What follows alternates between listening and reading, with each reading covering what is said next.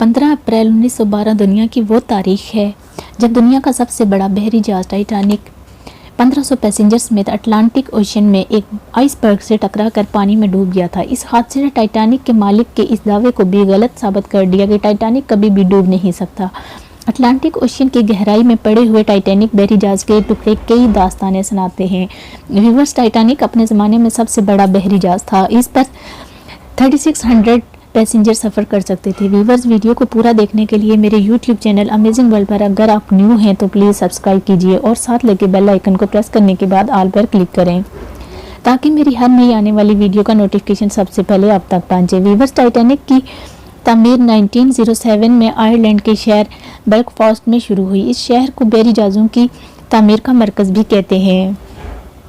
ये जहाज़ white star वालों की मलकियत था, जिसने एक साथ 3 बड़े बहरी जहाज बनाने का ऑर्डर दिया था। इन बड़े बहरी जहाज़ों में ओलंपिक, टाइटैनिक, ब्रिटानिक जहाज़ था।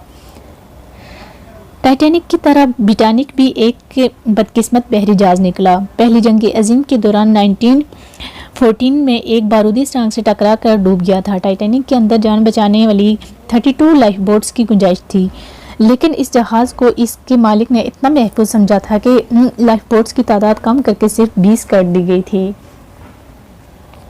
टाइटैनिक की लंबाई 883 फीट थी। ये इस दौर का सबसे बड़ा और जदीद तरीन बहरी जहाज़ था। इस जहाज़ में swimming pool, squash court, gym, library, massage room और तफरीह की सब चीज़ें रखी गई थी। टाइटैनिक में 3 क्लासेस थी, जिसमें first class, second class, third class शामिल थी। ये जहाज़ किसी 5 स्टार होटल से कम नहीं था। इसको बहरी जहाज से ज़्यादा एक तैरने वाला 5 स्टार होटल समझा जाता था। वीवर्स, जहाज़ की इब्तदाई डिज़ाइन में सिर्फ 3 चिमनियाँ मौजूद थी, लेकिन जहाज़ को खूबसूरत बनाने के लिए एक और चिमनी का इजाफा कर दिया गया था। लेकिन इसमें सिर्फ 3 चिमनियाँ ही इंजन से मुंसलिक की गई थी। एक चिमनी से धुआं नहीं निकलता था। टाइटैनिक 10 अप्रैल 1912 को अपने पहले और बदकिस्मती से अपने आखिरी सफ़र पर बरतानिया से न्यूयॉर्क की तरफ रवाना हुआ। इस सफ़र से कुछ अर्सा पहले इसका बाकायदा समंदर में एक्सपर्ट ने टेस्ट भी लिया था। कुछ एक्सपर्ट का ये भी कहना है कि जहाज़ में दूरबीन कहीं इधर से उधर हो गई थी, इसलिए ये कैप्टन आइसबर्ग को वक्त पर देख नहीं सका और जहाज़ समंदर में मौजूद बर्फ़ के तोदे यानी आइसबर्ग से टकरा गया। लेकिन इसका फ़िलहाल कोई ख़ास सबूत नहीं मिलता। इस जहाज़ के मालिक को टाइटैनिक पर इतना भरोसा था कि इसने जहाज़ के अमले को हंगामी सूरत हाल से निपटने के लिए कोई किसी किस्म की ट्रेनिंग भी नहीं दी थी। टाइटैनिक के पहले सफ़र में न्यूयॉर्क जाने के लिए फर्स्ट क्लास का टिकट $4500 था, जबकि सेकंड क्लास का टिकट $150 और थर्ड क्लास का टिकट $30 रखा गया था। वीवर, जब टाइटैनिक बरतानिया से न्यूयॉर्क की तरफ निकला तो अटलांटिक ओशन बेहद पुरसकून दिखाई दे रहा था। समुद्री तूफान आने के दूर दूर तक कोई निशान मौजूद नहीं थे। मौसम भी इंतहाई साफ था, लेकिन टाइटैनिक की बदकिस्मती ऐसे हुई कि बरतानिया से रवानगी के 4 दिन बाद ही 14 अप्रैल की रात को अटलांटिक ओशन के इस हिस्से में टेम्परेचर 0 से भी नीचे चला गया। अटलांटिक ओशन बेहद ठंडा हो गया था। इस टेम्परेचर में समंदर में आइसबर्ग बनने के चांसेस बहुत ज़्यादा बढ़ जाते हैं। उसी रात एक दूसरे बहरी जहाज ने वायरलेस के जरिए टाइटैनिक के अमले को समंदर के अंदर तैरती हुई बर्फीली चट्टान यानी कि आइसबर्ग की इतला भी दी थी। कुछ लोगों का कहना है कि ये इतला कम से कम 6 टाइम टाइटैनिक टैंक के अमले को दे दी गई थी। ये एक वार्निंग थी, लेकिन इसको जहाज़ के अमले ने अनसुना कर दिया। टाइटैनिक का वायरलेस का इंतज़ाम मार्कोनी वायरलेस कंपनी के पास था, लेकिन इसके पार्टनर ने ये सारे पैगामात नज़रअंदाज कर दिए, यहाँ तक कि इसने लास्ट मैसेज देने वाले को डांट तक पिला दी। इस ऑपरेटर की सारी तवज्जो फर्स्ट क्लास में सफ़र करने वाले पैसेंजर के ऑर्डर लेने में मैब थी। टाइटैनिक आइसबर्ग के करीब आता जा रहा था। अटलांटिक ओशन में उस टाइम अंधेरा था। सुबह होने में अभी कुछ देर थी, लेकिन आसमान अभी भी स्याह था। व्यूअर्स, टाइटैनिक अभी भी 25 मील फी घंटा की रफ्तार के साथ सफ़र में मैप था। इस जहाज़ के कैप्टन स्मिथ को इस आइसबर्ग की खबर उस वक्त हुई जब जहाज़ इसके इंतहाई करीब पहुंच चुका था। कैप्टन स्मिथ अपनी पूरी कुव्वत के साथ जहाज़ का रुख करने की कोशिश की, लेकिन टाइटैनिक की रफ्तार कंट्रोल से बाहर थी। टाइटैनिक में आइसबर्ग में डिस्टेंस इंतहाई कम रह गया था और देखते ही देखते जहाज़ आइसबर्ग के दरमियानी हिस्से से टकरा गया, जिससे जहाज़ में तकरीबन 300 फीट गहरा शिकाफ पड़ गया। ये टक्कर इंतहाई खतरनाक साबित हुई और जहाज़ में इंतहाई तेज़ी से अटलांटिक ओशन का बर्फ़ानी पानी दाखिल होना स्टार्ट हो गया। पैसेंजर सो रहे थे और इनके कमरों में पानी भरना स्टार्ट हो गया। एक्सपर्ट के मुताबिक अगर जहाज़ सीधे रुख से आइसबर्ग से न टकराता तो मुमकिन तौर पर नुकसान कम होता और शायद टाइटैनिक डूबने से भी बच जाता। टाइटैनिक को ऐसे डिज़ाइन किया गया था कि निचली 4 मंजिलें डूब भी जाती तो फिर भी जहाज़ तैर सकता था। इसलिए टाइटैनिक के मालिक का ख्याल था कि जहाज़ डूब नहीं सकता था। मगर जब पानी टाइटैनिक की चौथी मंजिल में दाखिल होना स्टार्ट हो गया तो टाइटैनिक के कैप्टन को पता चल चुका था कि जहाज़ डूबता जा रहा है।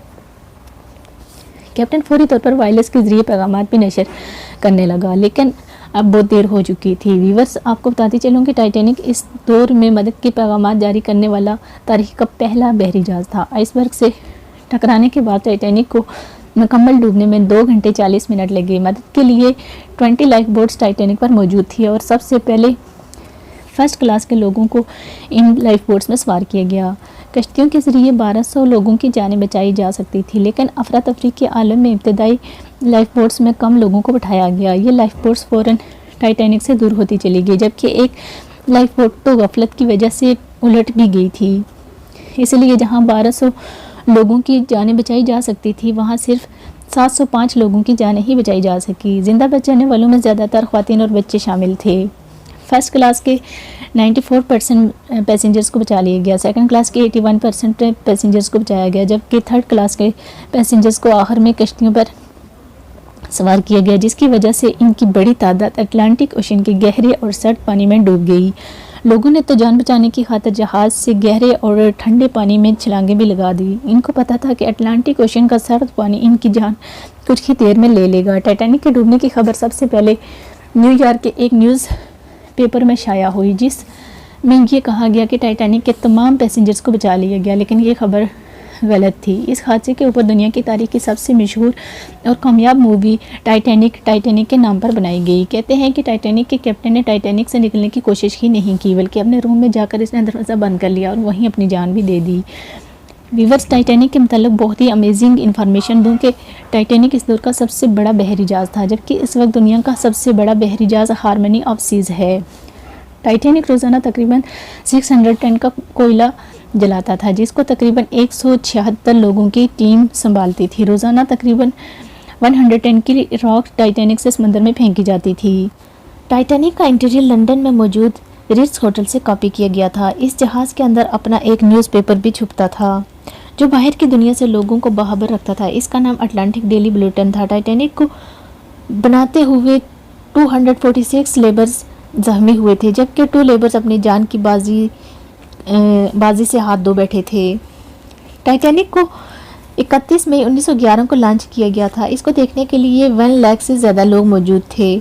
टाइटैनिक पर मौजूद सबसे अमीर आदमी जॉन जैकब अफसर था। इसके पास तकरीबन $2 अरब मालियत के असासे थे। जब टाइटैनिक आइसबर्ग से टकराया तो इसने साथ खड़े वेटर से मजाकन कहा, मैंने तो तुमसे बर्फ लाने के लिए कहा था, लेकिन ये क्या हो गया। व्यूअर्स, टाइटैनिक में एक अमेरिकन बिजनेसमैन बेजियम गोबियम भी मौजूद था। जब इसको अंदाज़ा हुआ कि टाइटैनिक डूबने वाला है तो इसने कपड़े तब्दील किए और कहा, मैं एक जेंटलमैन की तरह मरना चाहता हूँ। बच जाने वाले पैसेंजर का कहना है कि टाइटैनिक डूब रहा था तो ये शख्स आराम से कुर्सी पर बैठकर सिगार पी रहा था। टाइटैनिक जिस आइसबर्ग से टकराया था वो 100 फीट ऊंचा था।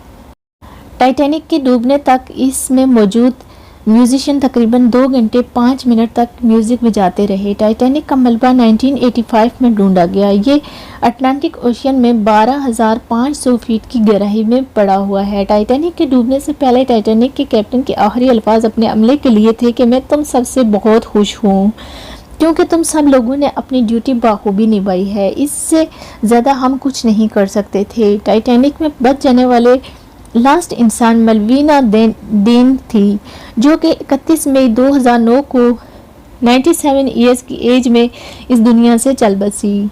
व्यूअर्स, आज की वीडियो कैसी लगी मुझे कमेंट सेक्शन में अपना फीडबैक ज़रूर दीजिएगा। मुझे आपके फीडबैक का इंतज़ार रहेगा और मज़ीद किस टॉपिक पर आप वीडियो देखना चाहते हैं मुझे ज़रूर फीडबैक दीजिएगा। वीडियो अच्छी लगे तो लाइक और शेयर भी कीजिएगा। इसी के साथ ही मुझे इजाज़त दीजिए। अपना बहुत ज़्यादा ख्याल रखिएगा और मुझे दुआओं में याद रखिएगा। मिलते हैं फिर किसी अच्छी सी वीडियो के साथ। तब तक के लिए मुझे इजाज़त दीजिए। अल्लाह हाफिज़ एंड थैंक्स फॉर वॉचिंग।